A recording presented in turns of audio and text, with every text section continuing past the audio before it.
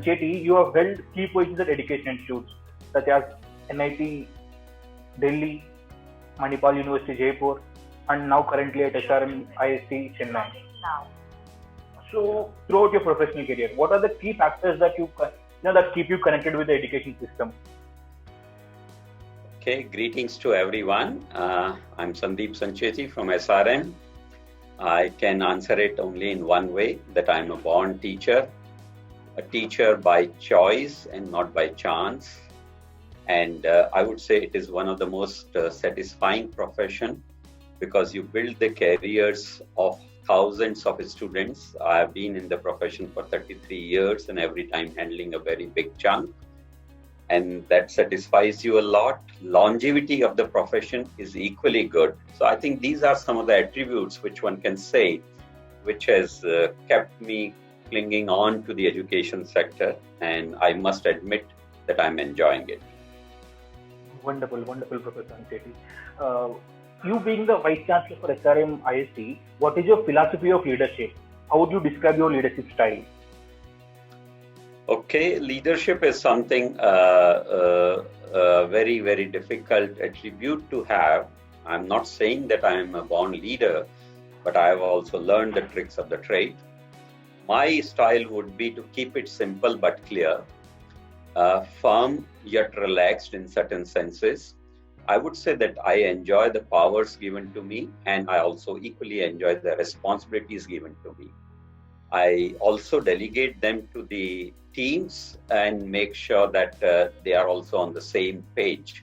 So in that sense, I can say that I lead by an example, and I make sure that when the circumstances are tough for my institution or my team, I should be the first one to contribute, and that is what I meant to say by leading by example.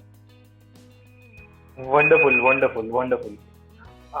In fact, what is the curriculum? How does the curriculum of SRM IST ensures the best practices of this ever-changing industry? The industry is rapidly evolving. Okay, and there are many facets to industry. Many of us feel only happy about keeping the industrial representation and say that yes, we have succeeded. I don't necessarily agree with that. I think that's just the starting point. Industry inputs are most important. The second one would be the industry relevant courses. The third one would be the availability of expertise to teach some of those courses partly or whatever. The fourth one obviously would be the industrial labs which you create with support of them, with the tools coming from them and with the practices followed by them. The fifth one would be the industry internships for the students, which are happening, but not to the extent to which we want. The next one would be the joint projects, which one can do. The next one would be targeted research or open research, which they are doing, and we also contribute there. The new avenues which are there are obviously about the hackathons, which industries are supporting through statutory agencies like AICT, but also with us directly. Another set of new avenues which we have started following, which probably are not there in many institutions, would be the joint faculty appointments between industry and us. That means a faculty can spend some time in industry and some time with us. So they bring the best of both the worlds together. And another new avenue is the faculty industry internship program, where we send our faculty up to 15 days in an industry at our cost with extra money given to the faculty to make sure that they learn the culture, they learn about the tools and techniques, they learn about the problems, which they are challenges which they are facing. And therefore, we bring the best of industry in academia and also reciprocate it to them. That is the reason why our industry-institute interaction has been fairly successful in SRM. Okay, sir. Sir, when it comes to student side, we have students of different races, different economic backgrounds. Any insights on how SRM IST or how any university could be more welcoming to such kind of students? I think these answers are fairly well known to some extent to most of us. We have our limitations, and that's why it doesn't happen. Create facilities and amenities to suit all. By that, I can possibly say that whether it is the living facilities or whether it is the cooking or the food or the messing facilities which are there, make sure that you are providing all that which is required. Then also you need to educate them, talk about all the diversities and their virtues. Let me tell you, most of the institutions of the world, Stanford, Oxford, Harvard, whatever, all those, have succeeded by bringing the best diversity. So we need to educate all stakeholders, including our teachers and students. That is very important. An example can be given from my side for SRM. For example, we have places of worship for all faiths and different people of different backgrounds. And therefore, they feel very homely. They celebrate their special days and events very easily. And we support them in all that. So I think that is the way to develop what you can call support for different races and also support for people from economically different backgrounds. Okay. Sir, right now, when we talk about universities and students, right, what do you think are the roles and responsibilities of both universities and students in this current education landscape? Okay, this is a very wide topic, if I may say so, in terms of roles and responsibilities. I think the law and the statutory frameworks decide that what is the role of a teacher, what is the role of an administrator, what is the role of a student. I would say that what one has to do, whether you are a student or teacher, that self-help is the most important. You should know what is the vision of the institution, what is the mission of the institution, what are the aims and objectives of the institution, what are the mottos and directions for the institution, and your program too, and your department too, and your activities too are included in that. And therefore, with clarity, you should work towards it. And while doing so, I cannot necessarily play all the sports very well. I may sometimes not be able to do the debating very well. I may sometimes will not be very good at, let's say, in programming or some academic aspect. And therefore, I should know my SWOT, my strengths, weaknesses, opportunities, threats, whatever, all those things I should know. And individual should do their SWOT analysis, an institution should do, a department should do, and make sure that you keep them in mind while you are moving forward. But whatever you may do, my suggestion would be do it with utmost sincerity and seriousness while you are doing certain activity, be it playing, be it education, be it research, be it training. That is what is sometimes lacking. When we are sitting in the class, we are thinking of the hostel and the food, and when we are in the hostel and the food, we are worried about our examinations. I think that clarity has to come, and then obviously the results would be better. Sure, sir, sure. So what do you think should be the SRMISC's top priority over the coming next 10 years? Okay, this is obviously a collective decision of all the stakeholders. I'm not the authority to define it, but given a choice to me, I would say that SRM has made a name and a place for itself in a very, very big way. And therefore, the processes, what we call teaching, learning, are fairly streamlined. The processes related to students' activities, maybe their placements, maybe their cultural setups, one of the biggest fairs and events of the country happen here. So all those things are done very nicely. The recent changes which have come into the what we call the domain of education would be, number one would be the research. Research should be driven very, very aggressively, in my opinion. And by research, basically, I mean that you have to do the publications, you have to do the patents, you have to do the projects, you have to get the funding, you have to do the projects which are of social importance, various things possibly can be done in the framework of the research, in my opinion.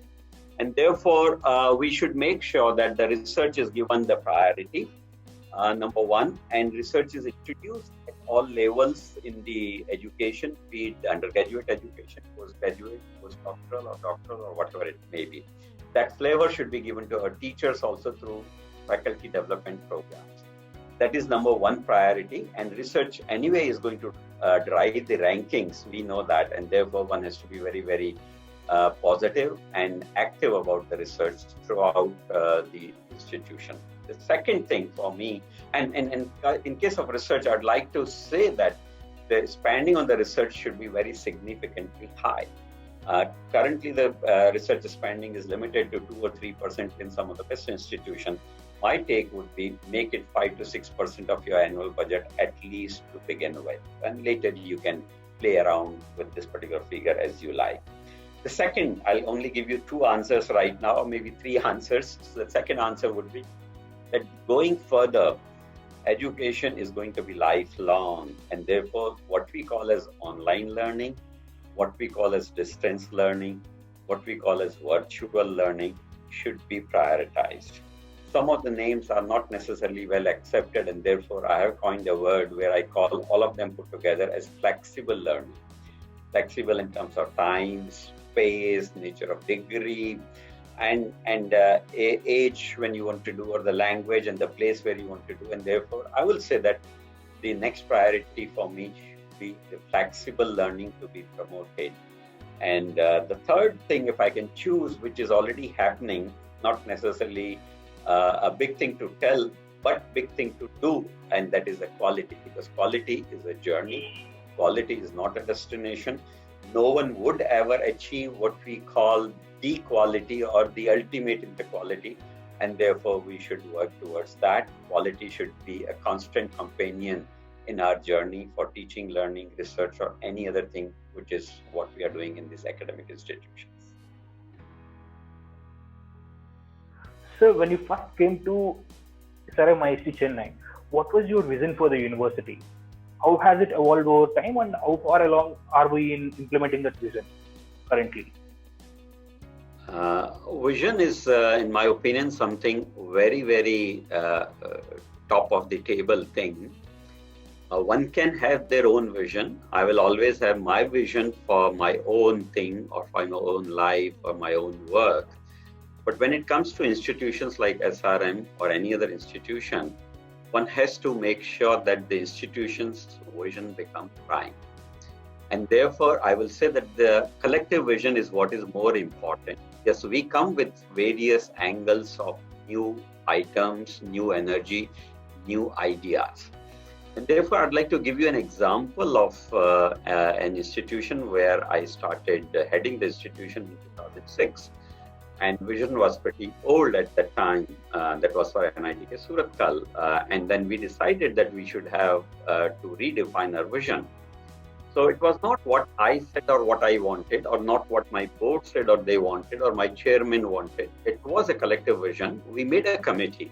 We made sure that that committee is a pretty young committee, in the sense that all the members of that committee were at least lower than 40 years of age typically, so that they have another 20-25 years to go with that vision and sustain that. It should not be a person who's retiring tomorrow is taking a vision today. It will not be a very seriously taken activity. And therefore, I would say that we made that vision. And today I'm proud of that particular vision statement. I'd like to reiterate one line, small line of that at that time we decided that we should first make our students good human beings. The next in the series would be that we'll make them responsible citizens. And the next in the line was that we'll make them competent professionals. I'm surprised and I'm happy that today world is also talking about all that. Earlier visions were all focused towards something in these worlds and something in institutions only. But today the world should be at the forefront, and then your nation, and then yourself. And I think we made this vision 13 years back. So I feel proud. That should be the approach for making vision at any given point of time, in addition to your own self beliefs and feelings about certain things. Sure, sir, sure. Sir, SRM IST is a globally known university. Having said that, what would you like people to know about your university that they may not know currently? This answer can be very long, in my opinion. I would like SRM to be known as one of the finest universities, SRM IST. Also one of the biggest, because we have a student strength of more than 50,000. One of the most highest multidisciplinary university, has multiple campuses across the country. and has done exceedingly well in all national and international rankings and ratings, be it teaching learning, be it industry affiliation, be it the research relevance, be it the patents, be it the first ARIA ranking which came last year where we stood third in the country, be it the green performance, which is important. Once again, we stood third on a green no metric ranking, and we are the cleanest, the Swachhta rank #1 campus of the country given by MHRD, and then AICT also gave us the smart and the clean campus. There are various features which are there, which one can keep talking about this institution. This has almost all the disciplines in terms of multidisciplinarity, except for veterinary sciences, possibly everything which one can imagine is there. And therefore, you can choose many things, you can learn many things, you can correlate many things, you can do research and make yourself a very diverse in terms of your capabilities by being here. So that is what I would like to say, that people should know that this gives you a complete feeling of what we call a cosmopolitan university, almost doing everything and bringing good values also. That's very important. Sure, sir, sure. If you have to talk about three greatest strengths of SRM IST, what would it be? Okay, three would be a little limited for SRM because SRM is a very, very big university, as I was telling you. I would still say, in terms of if it is limited to three, the first three would be, we have a unique distinction and a record where this year alone, we have placed more than 8,600 students in our placement activities. And you should remember that the placements came to stand still somewhere in the middle of March. And yet we have attained that figure. No one has ever attained in this country in a single academic year. We get companies which are more than 600. We get them from all over the country. We get them in multiple disciplines, and some of the students get multiple offers. That's placement is a very, very unique strength. And obviously it reflects on the other strengths, because otherwise it cannot happen. The companies cannot come. The second thing which we possibly can say is it is an excellent university when it comes to the size in terms of the interdisciplinarity as well as in terms of the cosmopolitan nature of the university. We have more than 60 countries represented in our campus, on our campus, in all our programs put together. So that's another thing which is something very unique for us.